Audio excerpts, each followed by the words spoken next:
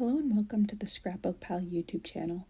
This is Colleen Beamish from Humor Bean Cards, and today I will be using the Blossoming Trio bundle from Altenew to create a birthday card. So when you go to ScrapbookPal.com and you look up Blossoming Trio, there is the bundle that has the outline stamp set as well as the coordinating stencils, and that comes with an Altenew blending brush as well. And then there's the Blossoming Trio add-on die set. So if you want to be able to cut out your images, you'll need that add-on die set. Otherwise, the stamp, stencils, and a blending brush all come together. Now this set is so beautiful, and I love how the Altenew products come with a guide. So you have inspiration right away, as well as guides for the different colors you should be using. So I'll pull that guide out right now for the stamp set. And as you'll see here on the left, there's some inspiration, so you can kind of take this to figure out your layouts and get some ideas. And then again, there is a color guide, so it shows you what Altenew inks they used for coloring those images. Now today I will be using Pinkfresh Studio inks because that is what is in my stash, and it's also what is available at ScrapbookPal.com. Now all of the products I use in today's video will be linked in the description below, so be sure to check that out. So I'm going to go ahead and stamp my focal image. For the card I'm making today, I am using just one stamp from this stamp set, but obviously there are 3 different floral images in the stamp set to choose from. I choose one of the, I think it's probably the largest, and it has a lot of leafy greens around the flower. I would guess that these florals are either a peony or maybe a rose in like full blossom. I'm going to go ahead and stamp that down using some Gina Amalgam black ink in the color Obsidian. And I will stamp that twice just to make sure I get the perfect impression. This ink is nice and crisp and black, and it will do very well with the ink blending. So I stamp that again, making sure to apply pressure all over that stamp, especially in the areas where maybe I didn't get such a great impression before, which is right in the center of that image. I'm not sure I mentioned that I'm using some white heavyweight cardstock for this, and now with my image stamped, I'm going to get to ink blending. So I'm just taking some craft tape, and that is just a low tack tape, and taping the piece of cardstock to my work surface. And now I'm taking out the stencils, and I'm going to show you the guide for the stencils as well. This one is just a little bit different, and it shows you the different steps and the layouts of the stencils with the different shades of colors that you can use. So I stood this up right next to my work surface as I was doing my ink blending so that I could reference back and see where they add darker colors for shadows or stick to lighter colors. It's a really great guide, especially if you struggle with selecting which colors to use as you're doing these layering, stenciling, ink blending products. So I'm just getting a lay of the land here and noticing that each stencil is labeled with a number, and then there's a coordinating letter for the image that the stencil coordinates with. So if you go back to the stamp set, you can see they're labeled A, B, and C. The image that I stamped is image C. So now I'm going to go through the stencils, and I'm going to find the one labeled C, and then there's different numbers with those. So it's stencil 4 and 5, and then it's C 1, 2, 3, so on and so forth. So the first layer colors in some of the petals. I like that each petal of the flower is kind of its own section, and that's how you get a lot of variety in coloring the image. What I've learned over the years of ink blending, especially since the ink blending stencils have become very popular, is that the thing that makes your image have the most impact is contrast. You want to have some areas that are very light and some areas that are very dark. Even if you think or are worried that it's going to be too much color, it's that contrast that really makes the image come to life. So I'm going to be using 3 different shades of pink, and like I said, I'm using Pinkfresh Studio inks. These inks all come in one set of 4 ink cubes, so you can get them all at once. the lightest shade. I'm not going to be able to remember all their names, so I will have them all linked down in the description below, but I went in with the lightest pink first, and now I'm going in with that second middle pink. And I should also apologize for my shaky camera. I'm still getting used to my new crafting setup, so I'll try to keep it as steady as possible, but with the ink blending it does shake quite a bit. So that is the first layer of the ink blending, and you can already see some of that contrast with the darker areas and the lighter areas. Now on the stencil is where I'll bring in the darkest color, which is Begonia from Pinkfresh Studio, and that is a beautiful pinky red color. I've also sped up the ink blending because from here on out all of the technique is pretty much the same. And I think I mentioned that I'm using an Altenew blending brush. Their mini blending brushes are actually my favorite blending brushes because of the short bristles. I think it gives you plenty of control. I like how it picks up the ink and blends the ink out. So I'm just really happy with them, and I always recommend them to folks. So now you can see I'm going in with Begonia, and I'm kind of taking that from the outside edge of the petals. Typically I would take it from the inside of the petals as if the middle of the flower is the darkest, but like I said, I was kind of following the guide that came with the stencils, and I'm really happy with how that turned out. So Altenew seems to know what they're talking about, and I recommend following along. It really takes a lot of the guesswork out of it as well. So the flower has 3 different stencils, or 3 different layers to stencil over to add all of the color, and all the leaves around the flower will be on the next stencil. So this is stencil 4. All the leaves for this image will be on stencil 5, and for stencil 5 I'll come in with some various greens, both warm tones and cool tones.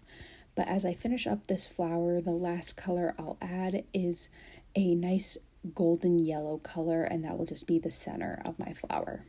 So you can see here how much contrast I got, and like all the different petals are different colors. I'm so happy with it.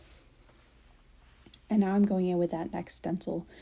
So this stencil is just a little bit trickier because on that first stencil, the stencil was divided sort of into quadrants, so it was easy to keep the ink blending to just one area and not go off your stencil or accidentally ink blend into another area that you didn't want color to go. This stencil, there's not quite as straight of lines, and so you can see here I'm gesturing to a couple areas where I definitely don't want ink to go as I'm coloring these leaves on the left. So you could just take a piece of paper and stick that over top, but I'm actually taking the other stencil that has a lot of like plastic space without holes in it to cover up those areas. So then it's just one less thing to clean up or to worry about. So I have the color Sage here from Pinkfresh Studio, and that's a nice cool green in a very pale shade. And same thing, I'm using a light hand to go over all of these openings. I am kind of focusing the color at the base of the leaves, but I'm not sticking to that too seriously. Now I'm bringing in the lightest shade. I believe it's pear or something along the lines of pear, and that's the warmer tone green. Now I notice there's a couple more flowers, so I'm just coming back in with those same colors, the lightest pink, and then in with Begonia. And on these smaller images where the surface area that you need to color is smaller, the shading is not as impactful, so it doesn't matter quite as much, but you'll notice that I still use 2 colors on those smaller areas. Now I'm rotating my stencil to line up the next images. I don't think I mentioned that I am just lining up the stencils with the stamped image. Some stencil sets have like the corners all line up or something, but with this one it's just about lining up the stamped image with the stencil, and I didn't have any trouble with it. It was very easy to line up, and everything seemed to work out pretty perfectly. So that was the next darker shade in the cool tones, which is Eucalyptus, and now I'm going back in with Pear to add some more warm tones. So Again, as I was following the guide that came with the stencil, that was kind of what decided whether I would be doing cool tone or warm tone stenciling. I think when you have this much greenery, it's important to have 2 different tones of green. Otherwise, it becomes very flat if you do it all in just like one shade or one style of green. So that's why I think it's really important to vary it. So I realized that I had missed this one leaf on the first leaf stencil because it was kind of down by itself. So I just had to rearrange and do that one again. And then I just have a couple more leaves that are missing color. So I had to find them on my stencil, line that up, and then I'll ink blend over those as well. These stencils make it really easy to do all of your coloring all at once. It would also be very easy to mass produce these images if you wanted to do multiple at a time. And I think it's really easy to do different colors and like play with the different colors in your stash if you wanted to. So then as I was looking at this, I felt like those bottom leaves were feeling pretty flat because they were all kind of one tone.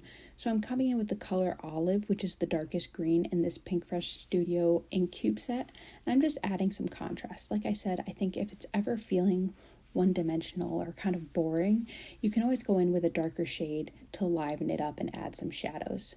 And I'm doing that on these other leaves as well, because again, it just was feeling one-dimensional.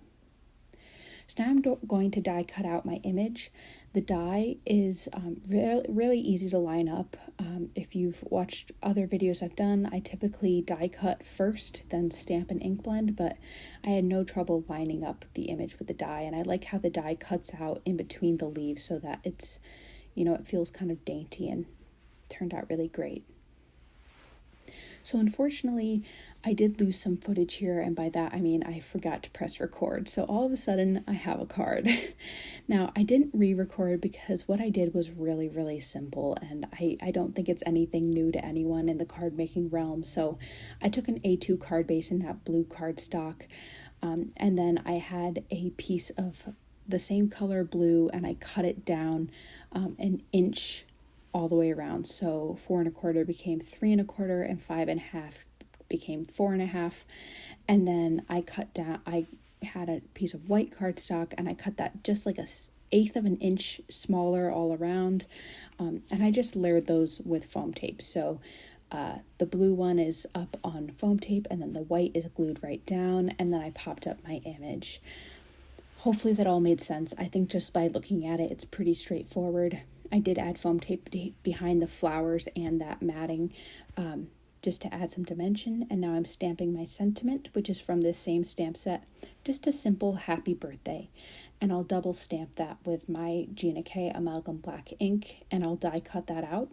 Again, noting that the die cuts are all in a add-on die set. So I do think the sentiments in this set are perfect for die cutting out, and I do recommend getting that die set.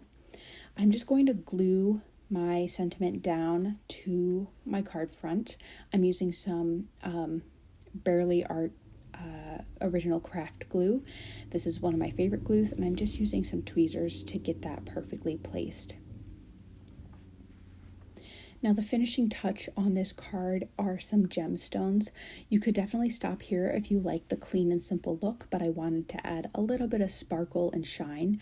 So I have some Pinkfresh Studio gold gems here, and I'll just kind of scatter those around my focal image, and then one on the opposite side of the happy birthday sentiment to unite it all together. And that is my card for today. So I kept it pretty simple. I think the really fun part was doing all the ink blending on the flower. If you like this video, go ahead and give it a thumbs up, and be sure to subscribe to the ScrapbookPal YouTube channel, as there's always more crafty inspiration here all the time. And hope to see you again soon. Thanks. Bye.